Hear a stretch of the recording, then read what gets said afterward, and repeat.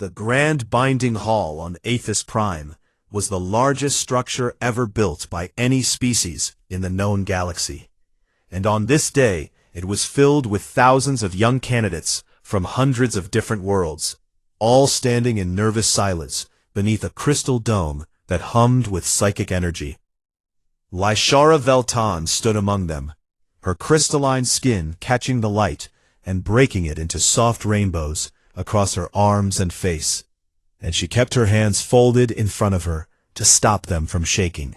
She was Velori, a species of empaths whose bodies were laced with living crystal that let them feel the emotions of every creature around them. And right now, she could feel the fear and excitement of every candidate in the hall pressing against her mind like waves against a shore.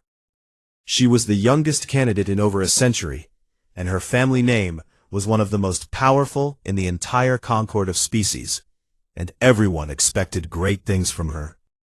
Today, her mother, Matriarch Selvan, watched from the gallery above with cold and steady eyes, and Lyshara could feel her mother's expectations like a heavy stone sitting on her chest. The binding lottery was a sacred tradition older than most civilizations, and it worked in a simple but terrifying way. Every candidate placed their hand on the ancient resonance pillar at the center of the hall, and the pillar's ancient algorithm matched them with a warrior from another species based on psychic compatibility.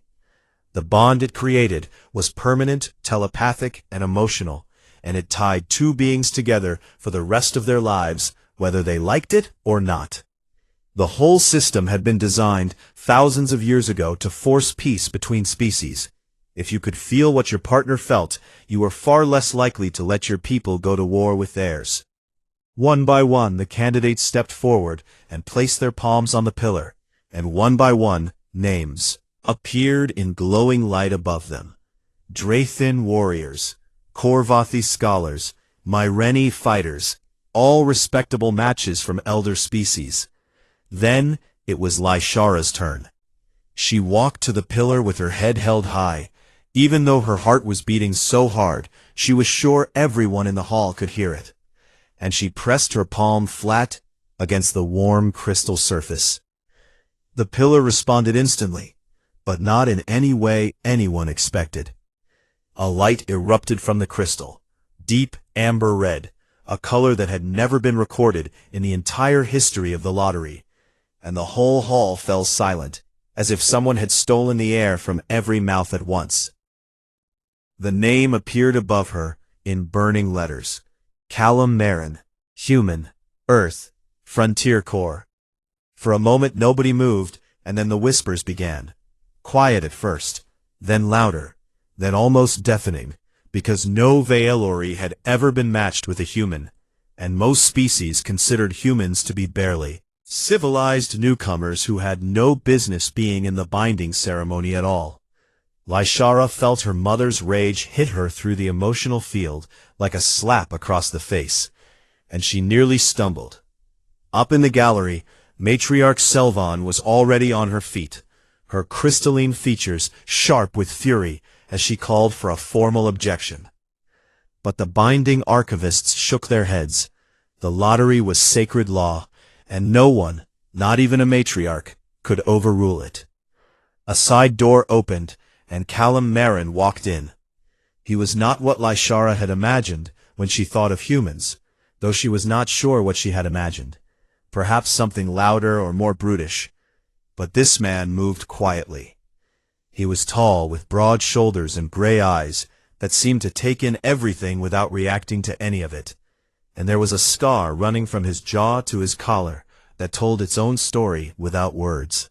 He wore no ceremonial robes, just a battered jacket, with the Frontier Core emblem on the shoulder, and he walked with the careful steps of someone who was used to being in dangerous places. He looked at her, and she looked at him, and neither of them said a word. The archivists guided them both to the pillar for the binding ritual, and even as her mother's objections echoed through the hall, the ceremony moved forward, because tradition was tradition and the law was the law. When their hands touched the shared crystal, The universe seemed to crack open.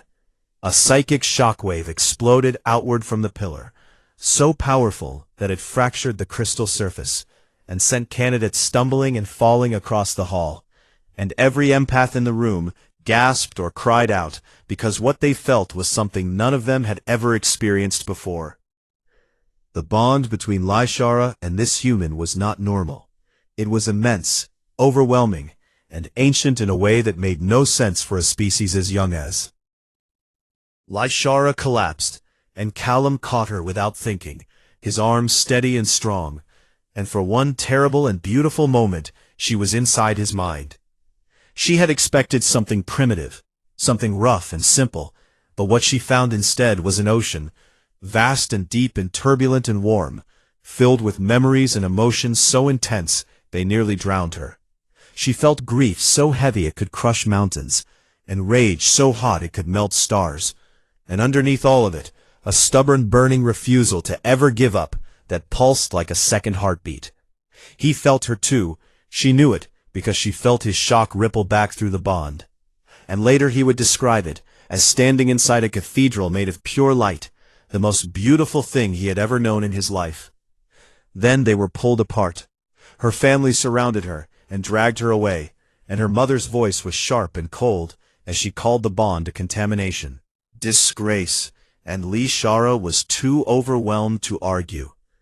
Callum was taken to a separate room where the human ambassador, Director Elise Varro, was waiting with a look on her face that was equal parts alarm and calculation. She told him that humanity's entire seat on the Concorde might depend on how he handled this bond, and he just nodded because he was a soldier, and soldiers followed orders even when the orders made no sense.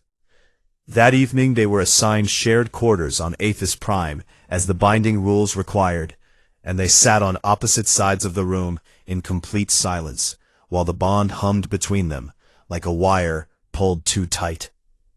Neither of them wanted this, and both of them knew there was no way out. Lyshara tried to meditate that night, tried to build walls around her mind, the way she had been taught since childhood, but the bond slipped through every barrier she raised as if they were made of smoke. And then she felt it, a fragment of his dream bleeding through. She saw a colony world burning, buildings collapsing into fire and ash, and Callum was running through the wreckage, carrying a child in his arms, screaming for evacuation ships that were not coming, and the sky above him was nothing but smoke and falling debris. She felt his terror and his grief, and his desperate, furious refusal to stop running, even though his body was broken and the fire was closing in. She felt all of it, as if it were her own memory. And when she opened her eyes, she was trembling, and there were tears on her crystalline cheeks. She looked across the dark room at the human sleeping on the other side, his face tight even in rest, his hands still curled into fists, and she thought to herself, what kind of creature carries that much pain inside them and still does not break? The first week of living with Callum Marin was the hardest thing Lyshara had ever endured, and she had once survived a psychic storm that knocked half her academy unconscious. The problem was not that he was cruel or rude or difficult. The problem was that his mind never stopped. Humans had no psychic barriers at all, not even the thin natural shields that most species developed as infants, and so everything Callum felt poured through the bond like water through a broken dam, and Lyshara had no way to shut it out. When he was calm, she felt a low, steady warmth like sunlight on stone, and when he was frustrated, she felt sharp spikes of heat that made her flinch, and when he slept, she drowned in dreams that were louder and more vivid than anything she had ever experienced from another being. It was like standing next to a star, beautiful in theory, but unbearable up close. For his part, Callum hated the bond just as much, but for different reasons. He was a private man who had spent years building walls inside himself. Not psychic walls, but emotional ones. and now a stranger could feel everything he had hidden behind them. She knew about the colony that burned. She knew about the soldiers he had lost.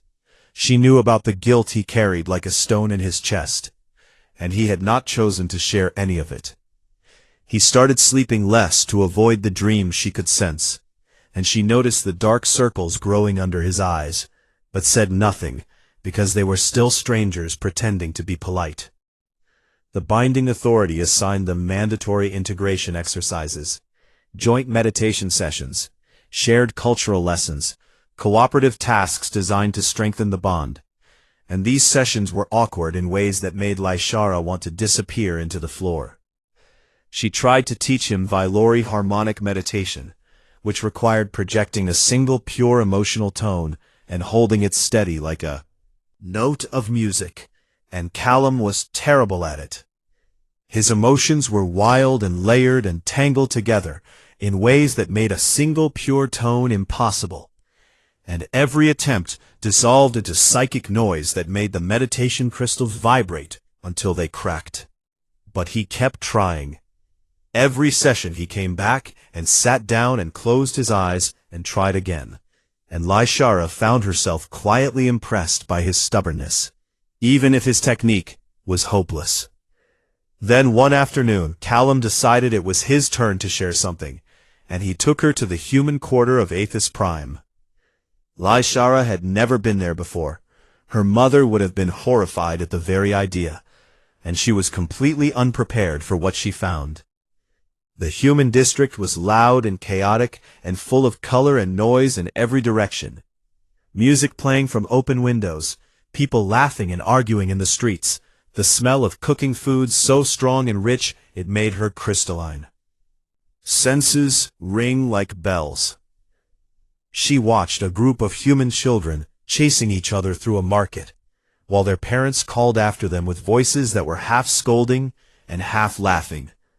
And she watched an old man sitting on a bench feeding birds with a look of such simple peace on his face that it made her chest ache through the bond. She realized something that stunned her. Humans were broadcasting empathy constantly without even knowing they were doing it. Every smile, every laugh, every worried glance between friends, it all radiated outward in waves of emotional energy that any Vailori could read as clearly as written text, and none of these humans had any idea they were doing it. They were a species of natural empaths who had never been taught to use or control their gift, and the raw power of their emotional output was staggering. Callum led her to a small kitchen in his quarters that evening and cooked for her. A simple meal of rice and vegetables and grilled meat, seasoned with spices from Earth. And when she took the first bite, she froze. Vailori cuisine was delicate and subtle, designed to complement the senses without overwhelming them. But this food was an explosion, rich and savory and warm and bold, and the taste hit her so hard that tears started rolling down her crystalline cheeks before she could stop them. Callum watched her with concern, and then reached across the table and handed her a napkin. "Yeah," he said quietly, "my mom's recipe does that to people." And Lysara laughed, a real laugh, the first one since the lottery, and she felt Callum's surprise through the bond, followed by a small warm pulse of something that might have been happiness. It was the first moment that felt real between them.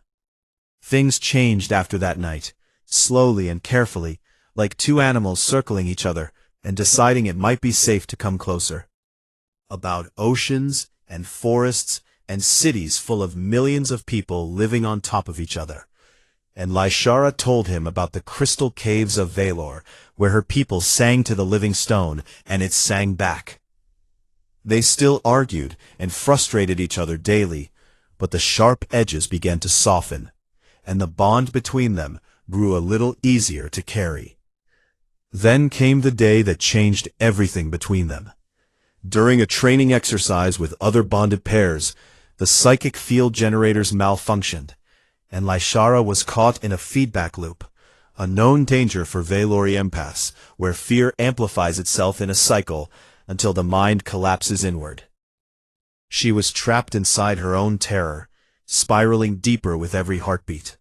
And the Valori trainers rushed to help, but their techniques were too slow. By the time they could reach her psychically, she would already be damaged. Callum felt her panic through the bond like a knife in his brain. And he did not wait for permission or instructions. He reached through the bond, not with psychic skill, because he had none, and not with calm because he was terrified, but with something else entirely. He reached through with certainty. It was not gentle or elegant. It was raw and blunt and overwhelming. A wall of pure, stubborn human willpower that slammed into the feedback loop and simply refused to let it continue. He did not project peace. He projected an absolute, unbreakable refusal to let her fall. The loop shattered, and Lyshara came gasping back to reality, with her hands gripping Callum's arm, so hard her crystal fingers left marks on his skin. And the Valori trainers stared in stunned silence, because what he had done should have been impossible for a non-psychic species. No one said it out loud, but the binding archivists quietly recorded the event and classified it at the highest level, because the bond between these two was growing in ways that had not been seen in 10,000 years. Meanwhile, Lyshara's mother had not been idle. Matriarch Selvan had hired a Korvathi mind surgeon, one of the most skilled psychic specialists in the galaxy, to examine the bond and find a way to cut it. The mind surgeon arrived on Aethys Prime and conducted his examination over the course of 3 days. And when he was finished, his face was pale and his hands were shaking. He told the matriarch that he could not sever the bond, not because it was too strong, though it was, but because it was no longer truly a bond at all. Their psychic signatures are rewriting each other, he said, and his voice trembled as he spoke. If I cut it now, they will both die. Selvan's fury was cold and terrible, and she went straight to her daughter and demanded that Lyshara find some way to limit the connection before it consumed everything their family had built. And Lyshara, who had never once in her life defied her mother, looked at her with steady eyes and said no. That evening, she went to Callum and told him the truth. The bond could never be broken, and they were tied together permanently, whether the galaxy approved or not. He was quiet for a long time, sitting on the edge of his bed with his hands clasped together, and she could feel the storm of emotions rolling through him. Fear and frustration and something deeper that she could not quite name. Then he looked up at her and said, "Okay, then we make it work, because I do not do things halfway." And far away, in the shadows of Aethys Prime, a Drathan operative named Kale Sirith watched them through a surveillance feed and typed a single coded message to the most powerful beings in the galaxy. Confirmed. It is a convergence. Recommend immediate intervention.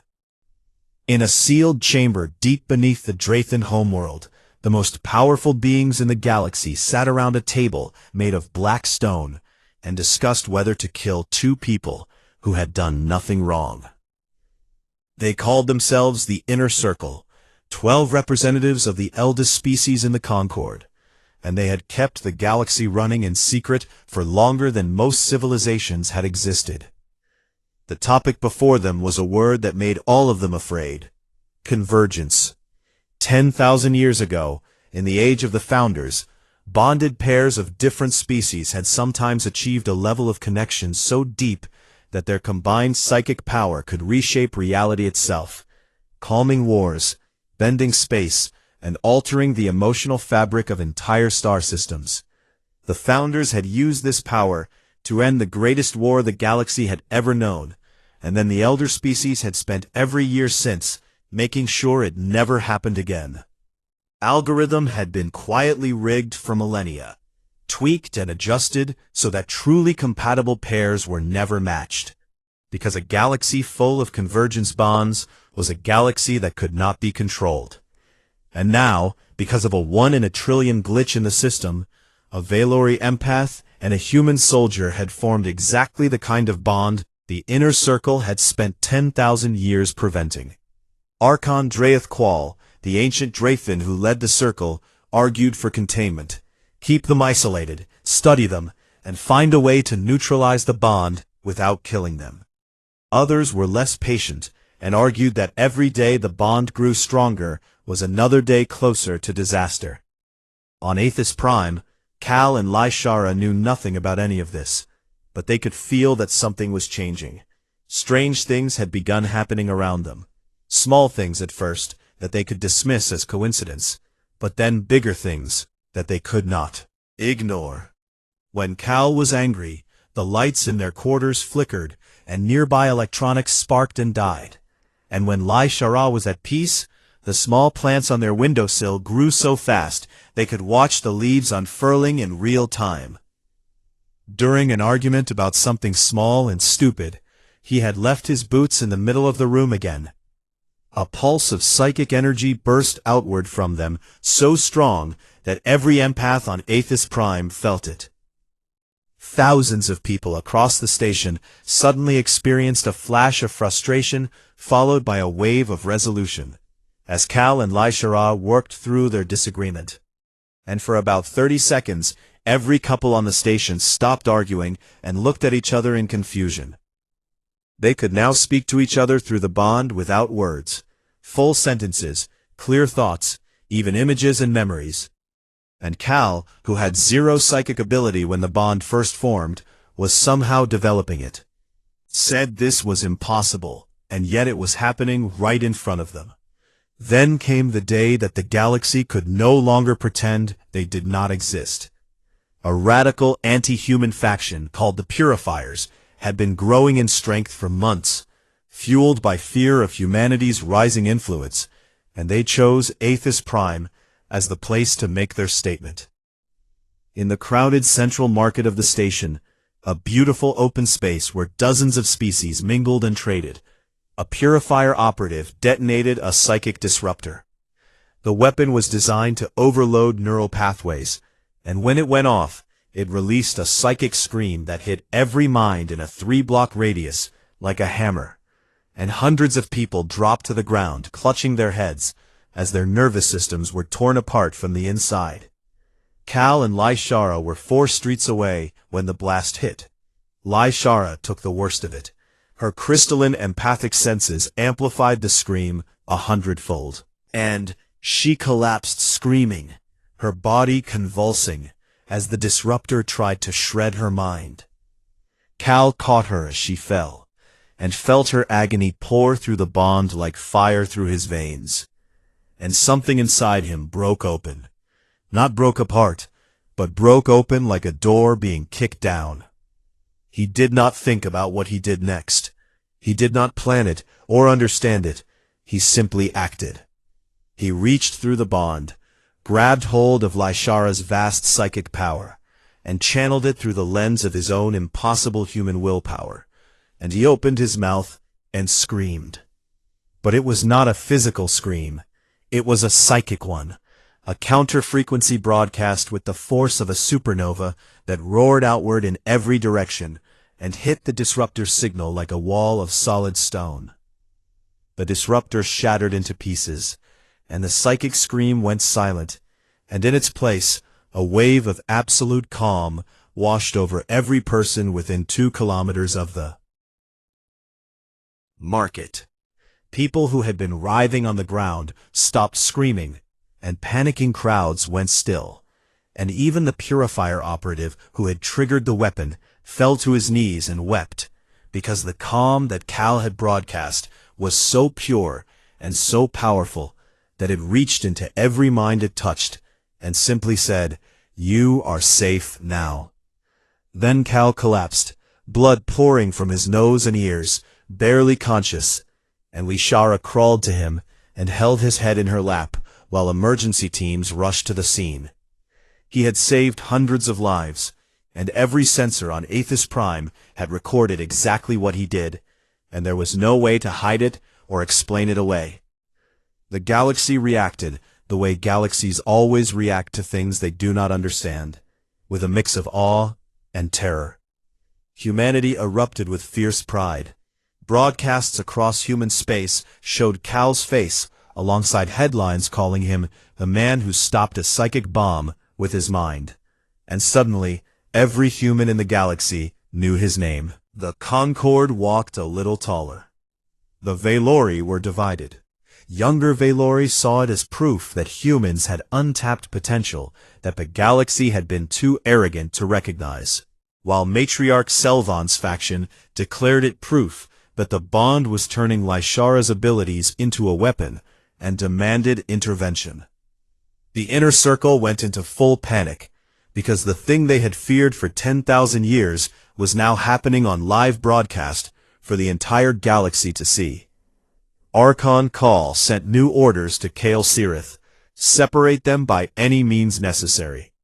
And the Purifiers, far from being emboldened by their attack, were absolutely terrified, because they had just learned that a human bonded to the right partner might be the single most powerful psychic entity the galaxy had ever seen. Kale Sirith moved quickly, and he was clever enough to know that force would not work. Not yet, so he used something more effective.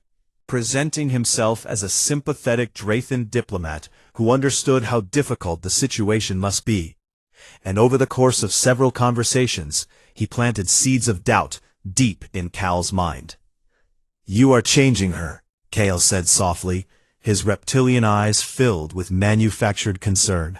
"Every day the bond grows, she becomes less Valori and more something else, and her people will never accept her again. Is that really what you want for her?" At the same time, Matriarch Selvon cornered Lyshara with devastating news. The Valori High Council was now considering exile for the entire Veltan family if the bond was not brought under control. "You are destroying everything our house has built over centuries," her mother said, her voice like cracking ice. "Everything I have sacrificed for a human." The attacks worked because they targeted the one thing that Cal and Lyshara both cared about more than themselves, each other. Telling himself he was protecting her from the consequences of being tied to him. And Lyshara began building walls again, telling herself she was protecting him from her family's wrath. The bond ached between them like a wound that would not heal, and both of them suffered in silence because they were too stubborn and too afraid to admit what was really happening. Then the Inner Circle made its move, invoking an ancient Concord law to summon them both to the Elder Tribunal on the Drathan homeworld for evaluation, which was really just a polite word for a trial that had already decided their guilt. The night before their transport was scheduled to leave, Cal and Lyshara finally broke. All the fear and guilt and unspoken feelings poured out of them in a raw, desperate confrontation that the bond amplified until neither of them could hide from the other or from themselves. Cal told her he was terrified, not of the tribunal, but of the fact that he needed her. And he had not let himself need anyone since his unit died on that burning colony world. Lyshara told him she had never felt more like herself than when she was connected to him, and the bond was not destroying her. It was completing her, and that scared her more than exile ever could. They stood there in the middle of their quarters, both shaking, both finally honest, and they made a decision together. They would face the tribunal side by side and never pull away from each other again. As their transport lifted away from Aethys Prime the next morning, Lyshara reached through the bond and felt something that stopped her breath. Not just Cal's emotions, but the emotions of every human on the station below them. Thousands of minds, all blazing like individual stars, each one carrying that same impossible warmth she had first felt in Cal's mind. "Cal," she whispered, "your entire species feels like this?" He looked at her, confused, and asked, "Like what?" She stared at him with wide, crystalline eyes and said, "Like you would burn down the universe for the people you love." He was quiet for a moment, and then he shrugged and said, "Yeah, that is kind of our thing." And Lyshara realized that the galaxy was not ready for what humanity truly was, and she was not sure she was either. But she knew one thing with absolute certainty. She would not let anyone take this bond away from her. Not the inner circle, not her mother, and not the entire concord of species combined. The Drathan homeworld of Carvolis was a place that seemed designed to make visitors feel small. Massive stone cities rose from a landscape of dark mountains and deep valleys, and the sky was locked in a permanent twilight that never brightened to true day and never darkened to true night. And psychic temples, older than most species in the galaxy, hummed with ancient energy that pressed against the mind like deep water. The Drathan themselves were enormous, reptilian beings who stood 9 feet tall and lived for over 1,000 years, and they moved through their stone corridors with the slow, deliberate patience of creatures who had watched younger species rise and fall like seasons. Cal and Lyshara arrived under armed escort and were taken to a tower that was beautiful on the surface, but clearly a prison underneath, with surveillance woven into every wall and guards stationed at every exit. But the bond between them had grown so strong that they no longer needed to speak out loud to communicate. And so they sat in their elegant cell and planned their strategy in perfect silence while their captors listened to empty air. The Elder Tribunal convened the next morning in a vast chamber carved from living rock, and representatives of the 12 founding species sat in a semicircle on raised platforms, looking down at Cal and Lyshara like judges at a trial that had already reached its verdict. Archon Draeth Qual presided over the proceedings with ancient golden eyes that betrayed nothing, and Director Elise Varro attended as humanity's advocate. But she was outmatched politically, and everyone in the room knew it. The charge was formal and heavy. Cal and Lyshara's bond constituted an uncontrolled convergence that threatened the psychic stability of the entire galaxy. And the tribunal had the authority to order neural dampening, which was a polite way of saying they would burn the bond out of their minds, even if it destroyed them in the process. Lyshara spoke first in their defense, and she spoke beautifully, her Veilori eloquence filling the chamber with harmonic resonance as she argued that their bond was natural and legitimate, created by the very system the founders themselves had designed, and that punishing them for the lottery's own match was a betrayal of everything the Concord claimed to stand for. Several of the younger delegates were visibly moved, and even a few of the elder representatives shifted uncomfortably. But the decision had been made long before the tribunal began, and everyone in the room could feel it. Then Cal was asked to speak. He stood up slowly, a single human standing at the bottom of a chamber full of the most powerful beings in the galaxy, and he looked up at them with those steady gray eyes and said what he had to say in the simplest words possible. You built a system to force different species to understand each other. It worked. Are afraid of what that understanding looks like. That is not our problem. That is yours.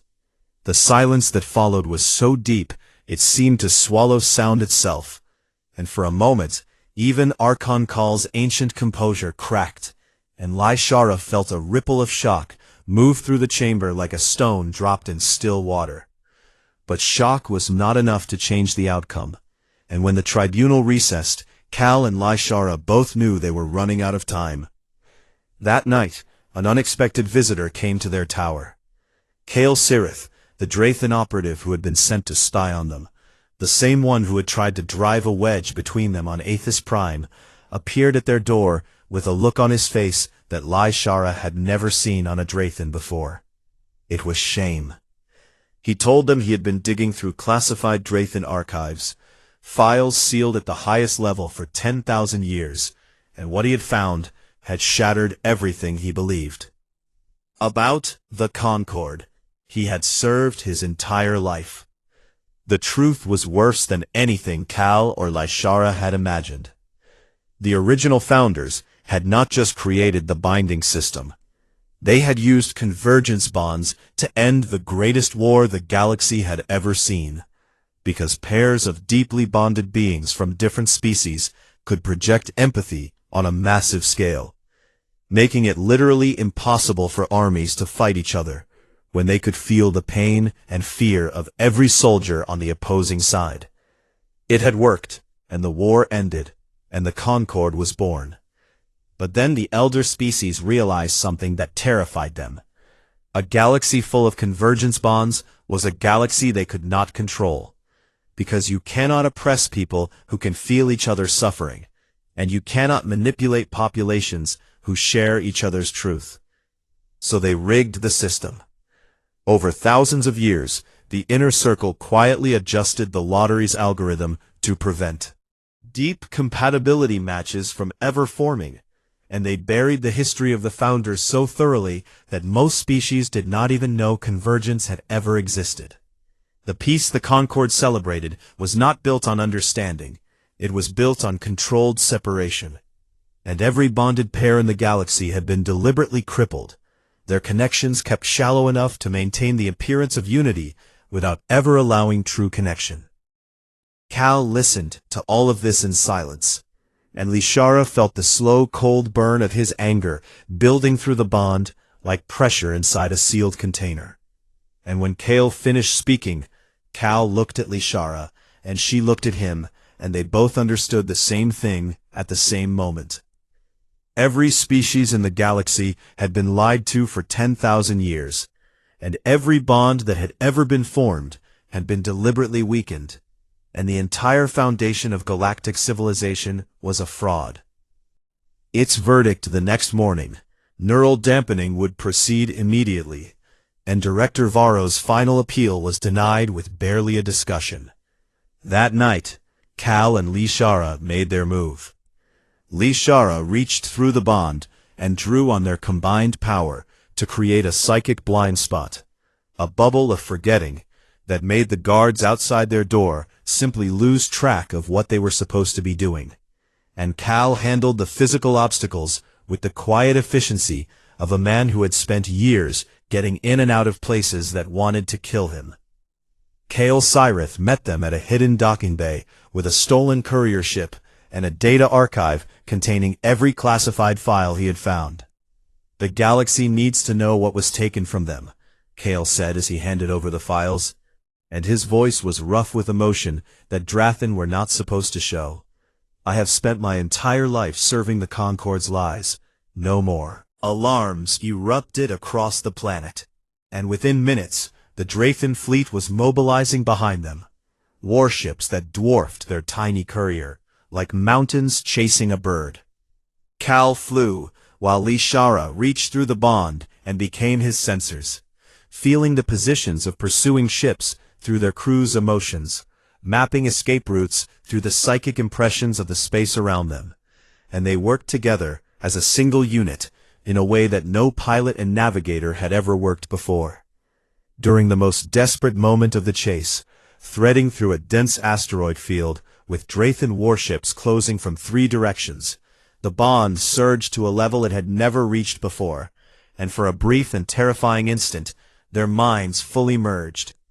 Cal saw through Lishara's eyes, while she moved with his reflexes, and together they executed a series of maneuvers so precise and so fast that no single pilot in the galaxy could have matched them.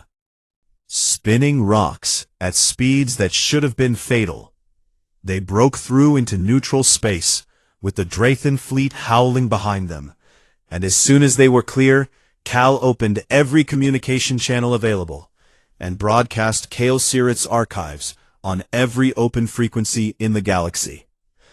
The suppressed history of the Founders, the rigged lottery, the deliberate crippling of interspecies bonds, 10,000 years of lies, all of it suddenly pouring into the ears and minds of every species in the Concord. The galaxy erupted.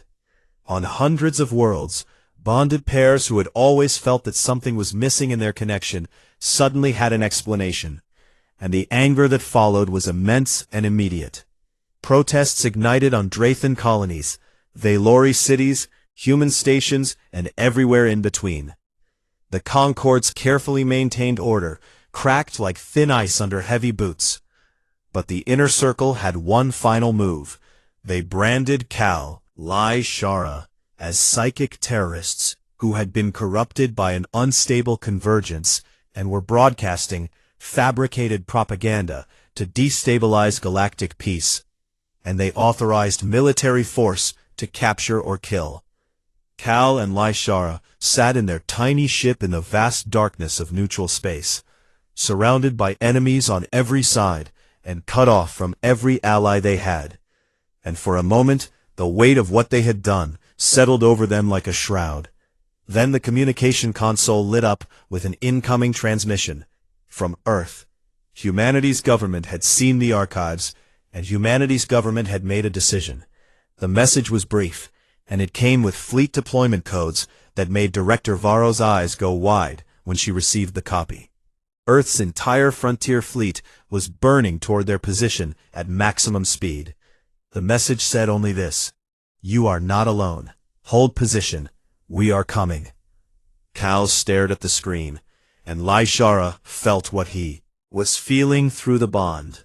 But it was more than just his emotion. It was the emotion of every human crew member on every ship racing toward them across the black void of space.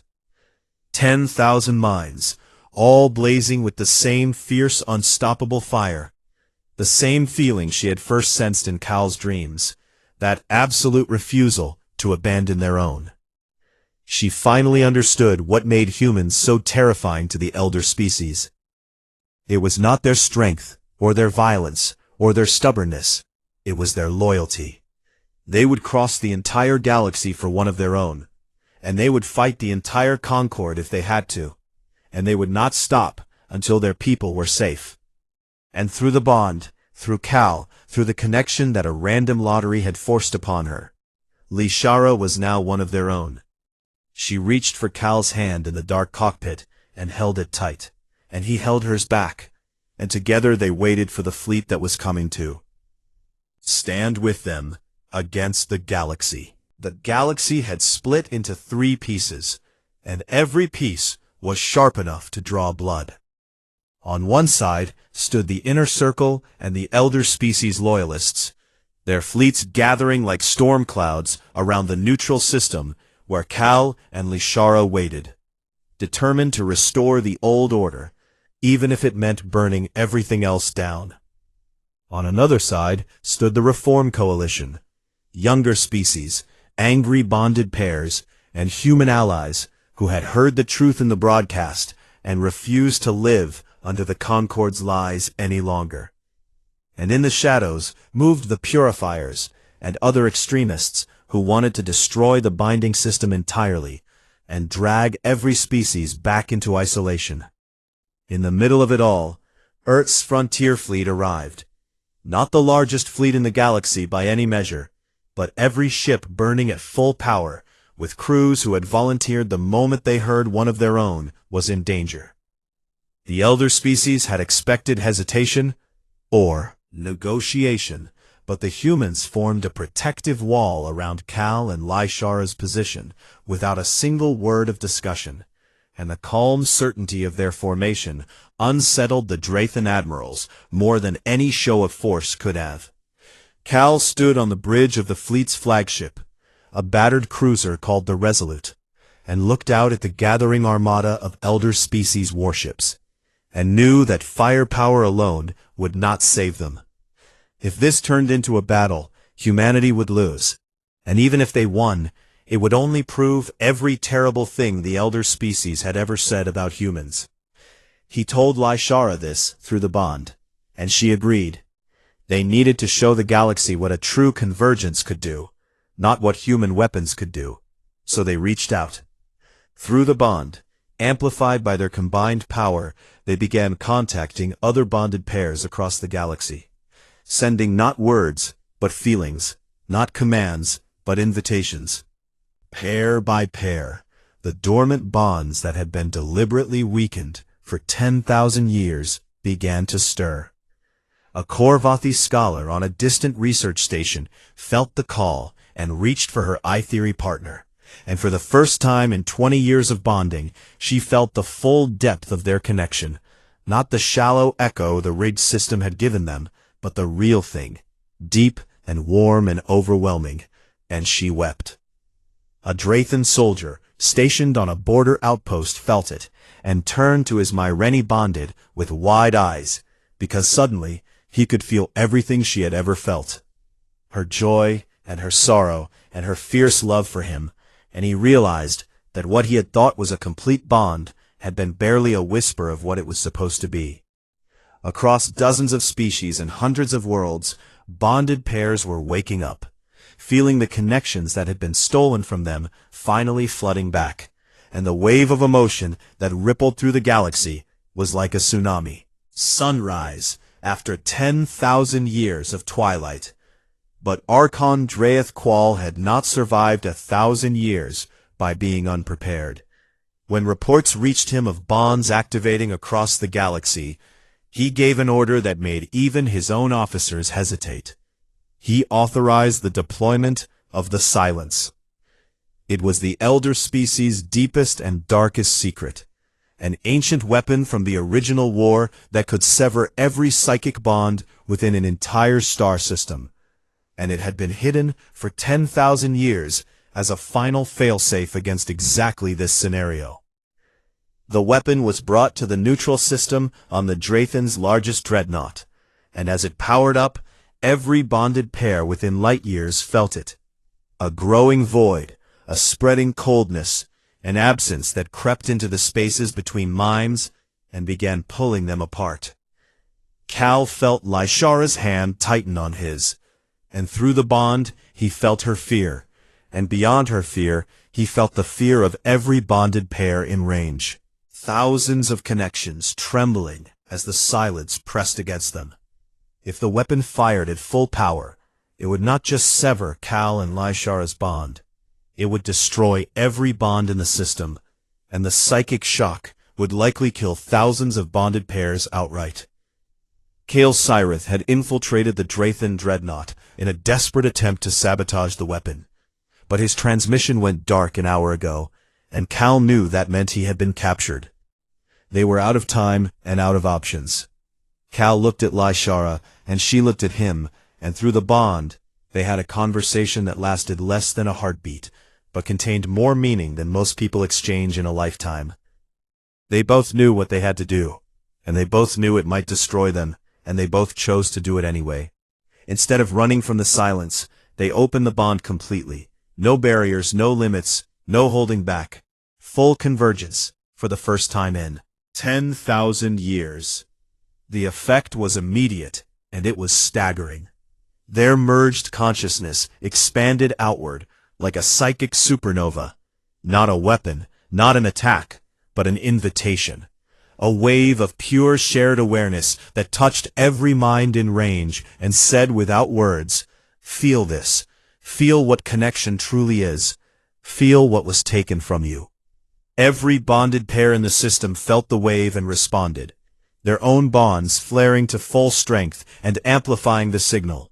And the cascade spread outward, faster than anyone thought possible.